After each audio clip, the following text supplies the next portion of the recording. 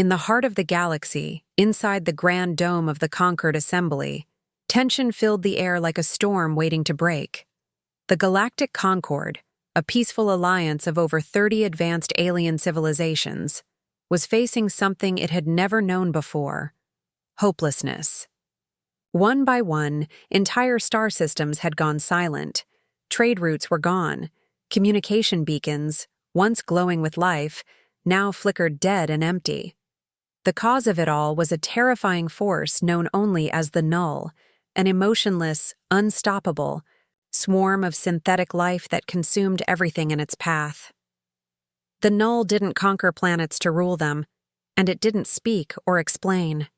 It simply moved forward, erasing worlds, technology, and cultures as if they had never existed. All attempts to fight it had failed. Diplomacy had no effect. Energy shields were torn apart, and even the best fleets of the conquered had been destroyed like leaves in a fire. It became clear to all: this enemy was not only strong, it was unlike anything they had prepared for. Inside the assembly, the most powerful voices in the galaxy gathered for what could be their final meeting.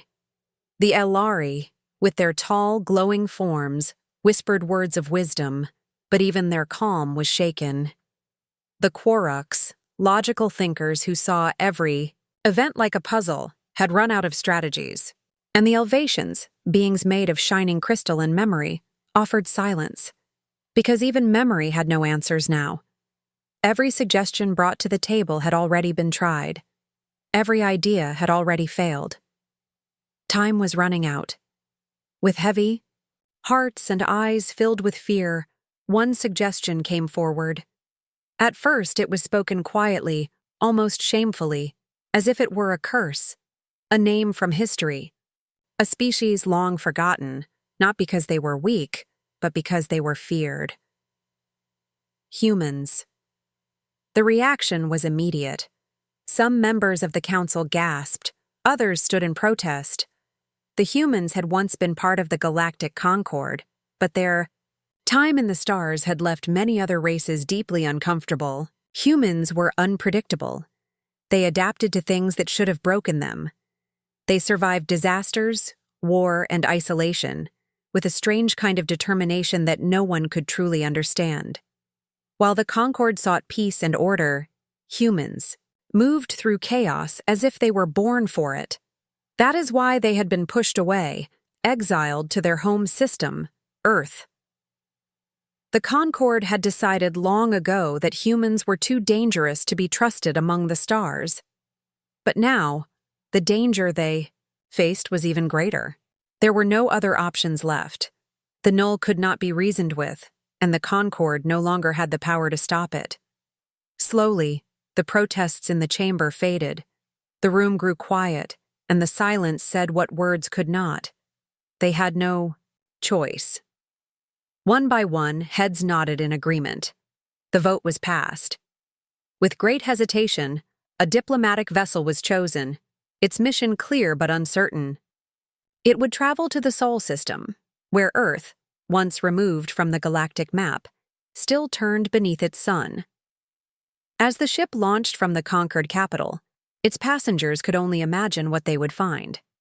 Would humans still remember the conquered? Would they still care? Were they willing to help the same alliance that had abandoned them? No one knew. But one thing was certain.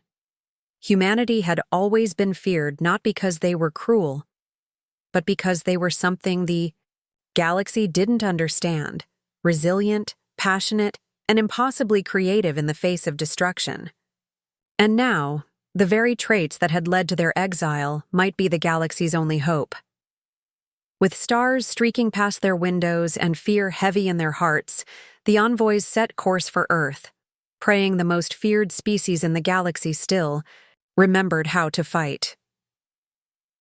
As the Concord vessel approached the Sol system, every envoy on board felt the weight of history pressing on their shoulders. Earth, once a vibrant part of the Galactic Concord, had been silent for over 100 years, exiled, cut off and left to its own path. Yet what they saw as they neared Earth was not what they expected. Instead of a planet lost to time, they found something powerful. Giant defense rings floated in orbit, armed with technology even the conquered couldn't fully understand. Satellites moved in perfect coordination, and the space between Earth and Mars buzzed with traffic, military and civilian alike. Mars itself had been terraformed into a world of oceans, forests, and cities glowing under protective domes. The envoys looked at one another, quietly realizing that humanity had not only survived exile, it had thrived. When their arrival was detected, Earth's defense systems did not attack, but instead sent a message. State your purpose and prepare for inspection. It was not warm, but it was not hostile. The message had the tone of a people who remembered everything and trusted nothing. The delegation was brought to Earth's orbital station, a vast structure larger than any Concorde cruiser. There, in a secure chamber, the envoys met the one they had been sent to speak with, Commander Alia Tren, leader of Earth's Defense Assembly. She stood tall, dressed in black and silver, with eyes sharp as blades and a voice calm but firm. The envoys began their carefully prepared speech, telling her about the null, the systems lost, the fleets destroyed, and the fear that now held the galaxy in its grip. Tren listened without interrupting, her expression unreadable. When they finally finished, there was a long silence. Then she spoke, not with anger, but with quiet clarity. She reminded them of the exile, of how humanity had been judged and cast out for being too aggressive, too unstable, too willing to do what others wouldn't. She spoke of the bitterness that had grown during their isolation, of the betrayal they had never forgotten. Yet, as the stories of the Null's destruction unfolded and the maps of fallen systems were laid before her, something in her posture changed. She stood, walked slowly to the star screen, and looked out at her home world. Then, turning back to the envoys, she said something that none of them could have expected. "We will help you." But her voice carried a warning, one that silenced the room. "You don't get to command us. You asked for monsters. Now let the monsters do what they do best." Her words sent a shiver through the delegation. Humanity was not asking for leadership or permission. They would not fight under the Concorde's flag, nor follow its cautious strategies. They would fight as they had always fought, on their own terms. The Concorde, knowing they had no other option, agreed. The treaty was signed, not with ceremony but with urgency. Earth's military engines roared to life, their hidden fleets beginning to mobilize. Factories on the moon shifted to war production. AI cores spun up predictive models faster than Concorde's best minds could comprehend. Humanity had not lost its edge, it had sharpened it in silence. As the envoys departed the station, watching Earth grow smaller behind them, they carried with them a mix of fear and hope. They had come searching for help, and they had found it. But it was not gentle. It was not safe.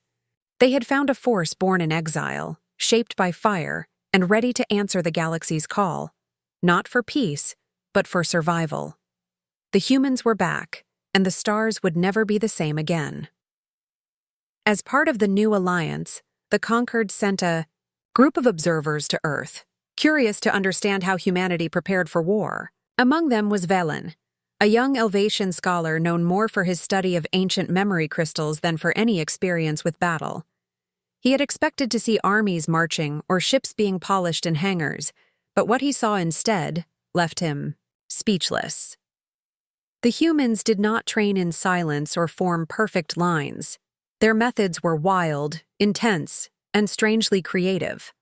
Soldiers ran complex simulations where each failure triggered new responses. Virtual enemies became smarter with every round, and the humans didn't just memorize tactics, they changed them on the fly. Velen watched as machines, controlled by advanced AI systems, joined human squads in exercises that felt less like practice and more like real combat. In one scenario, a team of 5 humans used nothing but distraction, misdirection, and portable gravity traps to defeat a much larger force of drones.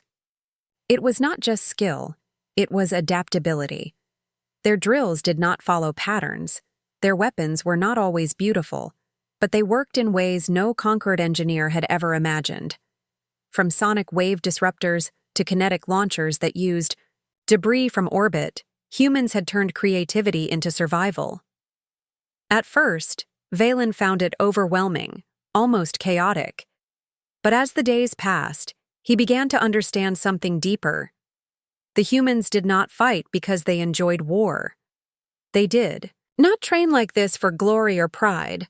They trained because they had learned long ago that to survive, they must always be ready for the worst. Valen followed a unit of mobile infantry to a testing ground near the lunar base, where terrain shifted underfoot and oxygen levels changed, at random. The soldiers there moved with focus, but not fear. When a new simulation was launched, based on the Null's tactics, Valen expected hesitation. Instead, he saw excitement. The human commander, a calm but sharp-eyed woman named Rael, briefed her team with precision. "We've never fought the Null directly," she said, "but we've studied every pattern, every signal, every fragment of data. They think they're unpredictable. Let's teach them what that really means." As the simulation unfolded, Valen saw the team use decoys, echo grenades, and magnetic fields to trap their synthetic enemies. No plan lasted longer than a few minutes before it was changed, improved, or replaced. Watching from above, Valen realized that humans didn't just react, they learned. Every failure became a tool. Every miss became a lesson. Later that evening, curious and thoughtful, Valen approached an older strategist named Idris, who had been overseeing the joint training programs. Idris was seated on a platform, sipping a hot drink and watching Earth rise above the horizon. Valen asked him the question that had been growing in his heart. How did your people survive so many centuries of war without losing who you are? Idris smiled, not in pride, but with the kind of understanding that came only from experience. He looked out into the stars for a moment before answering. "Because we never let fear decide who we are," he said quietly. "Fear is useful, but if you let it guide you, it'll make you smaller, slower, weaker. We survived because we kept moving, kept learning, and kept believing we could rise every time we fell." Valen had no words to answer. In that moment, he understood why humanity had been feared, and why now they were needed more than ever. They were not perfect. They were not the strongest or the fastest. But they were something even more powerful. They were impossible to stop once they decided to fight. As Valen recorded his observations and sent them back to the conquered council, he no longer doubted Earth's place in this war.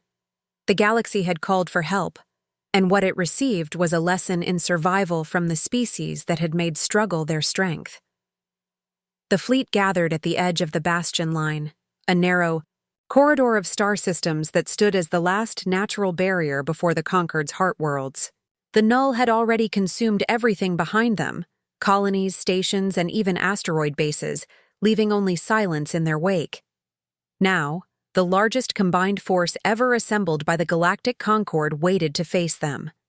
Gleaming ships from dozens of species floated in perfect formation, locked in patterns designed over centuries. Their captains relied on tradition, on logic, and on the codes of battle that had served them well in lesser wars. But standing among them were the ships of Earth, dark and sharp-edged, their movements unpredictable, their silence heavy with intent. As the Null approached, vast black vessels moving with eerie precision, the Concord opened fire in perfect sync. Energy beams lit up space, but the enemy didn't slow. The Null absorbed the attacks, adapted, and pressed forward with mechanical certainty. The conquered lines, though disciplined, were too slow to change tactics. That was when the humans broke away. Without warning or orders from the Central Command, Earth's fleet shattered its formation, scattering across the field like fragments of a broken mirror. At first, Concord commanders panicked, fearing betrayal or confusion. But what followed was something they could not have planned for. Human ships reappeared from unexpected angles, striking with weapons the Null hadn't yet learned to counter. They launched decoy drones that mimicked heat and movement, drawing fire away from allies. They jammed signals, cut off relay nodes, and disrupted the enemy's coordination with precise electronic warfare. Then came the kinetic weapons, massive, slugs of metal accelerated without energy trails, silent and devastating. Where energy shields failed, pure momentum worked. The Null faltered, not because they were weak, but because they were being forced into chaos, something they had never faced before. Meanwhile, on the surface of a captured moon, human drop pods slammed into the ground, delivering small strike teams into the heart of the enemy's network. These soldiers didn't follow the rules of typical ground battles. They moved through collapsing tunnels, overloaded power grids to create diversions, and used brute code injections to confuse enemy units. At the center of this operation was Commander Alia Tren, who had personally led her team onto a Null relay station believed to be central to its hive communication system. Inside, surrounded by shifting walls of metal and moving lights, her team worked against the clock. There were no instructions, just instinct and planning. Using a portable AI core, stolen code fragments, and their own experience with adaptive tech, they found the core relay. Tren gave the order, and within seconds, the signal was reversed. For the first time in the history of this war, the Null stopped moving. Entire segments of their fleet paused, ships hung in space without command, and surface units fell still. The Concord forces, stunned at first, launched a renewed attack, driving the disorganized enemy back. Across the bastion line, the balance shifted. Humanity had done what no one else could, broken the pattern, disrupted the enemy's mind, and changed the direction of the war. On the command bridge of the main Concord flagship, the Allied species watched the battle unfold with new eyes. The fear they had once held for humans began to turn into respect. It was not just strength that Earth had brought to the battle. It was imagination, boldness, and a willingness to act when others hesitated. As the last of the Null retreated from the system, the stars seemed brighter, and for the first time in many years, hope returned. The galaxy had fought back, and the tide had turned, not because of superior weapons, but because of a species that had been underestimated for too long. The battle was over, but the memory of it would live across the stars for generations. The Null, once believed to be unstoppable, had begun to fall back. Their unity, once their greatest strength, was now broken. Without the core relay networks, their hive coordination weakened, and scattered units acted without direction. Humanity had not only fought them back, but exposed their weakness. For the first time, the galaxy had a strategy against the machines that had consumed worlds. The humans didn't stop there. Instead of victory speeches or celebrations, they quietly handed the Concord something unexpected: a detailed doctrine filled with ideas, technologies, and tactics not only designed to win battles, but to prepare for any future threats. It was a collection of everything they had learned during their isolation, shaped by centuries of internal struggle, innovation, and survival. This doctrine spoke of defense without dependence, strategy without rigidity, and the importance of adaptation over tradition. The Concord Council, which had once voted to exile Earth, now stood united in their admiration.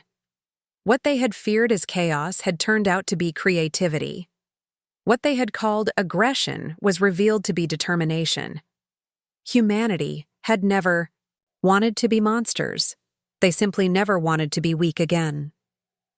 Commander Alia Tren was invited to address the Concord Assembly, not as a visitor, but as a partner. The Great Chamber, once filled with suspicion and doubt, now welcomed her with respect. She stood not in armor, but in a simple suit bearing Earth's symbol, a planet encircled by 3 stars. She spoke only briefly, her voice calm. She did not seek praise. Instead, she reminded them that this victory was only a beginning, and that peace must now be defended with unity and preparation, not just hope. Among the many who watched from the balconies was Valen, the Elvatian observer, who had once feared Earth more than the Null. He now saw humans differently, not as dangerous, but as necessary. With his crystalline mind filled with memories of the war, he recorded his final message to his people, a message that would echo across the Concord's archives for centuries. They were the species we feared the most, he said. But in our darkest hour, they showed us what strength truly means, not in destruction, but in the will to protect what matters. As his words spread, so did a new understanding. The image of Earth shifted from exile to example. Children in distant colonies began learning human history in their classrooms. Scientists requested exchanges with Earth's minds. Soldiers studied Earth strategies. For the first time in living memory, humans were not seen as outsiders. They were seen as guardians of the stars. As Earth was officially welcomed back into the Concord, celebrations quietly unfolded on both sides. Flags were raised on new ships bearing joint symbols. Defense stations were constructed using both Concord and human technology. Joint academies were formed to train future leaders who would carry lessons from both sides. On the moon, under the HFY, glow of Earth's light, human and alien engineers worked side by side on a new beacon, a signal not of war, but of unity. Alia Tren, standing in a quiet chamber days after the assembly, looked out at the stars. She had led her people through silence, through fear, and through fire. And now, they stood not as the most feared, but as the most trusted. The galaxy had changed, and it would never go back to what it was. This time, the Concord had learned not just to fight, but to listen, to grow, and to accept the strength that came from diversity. The humans had returned not as destroyers, but as protectors.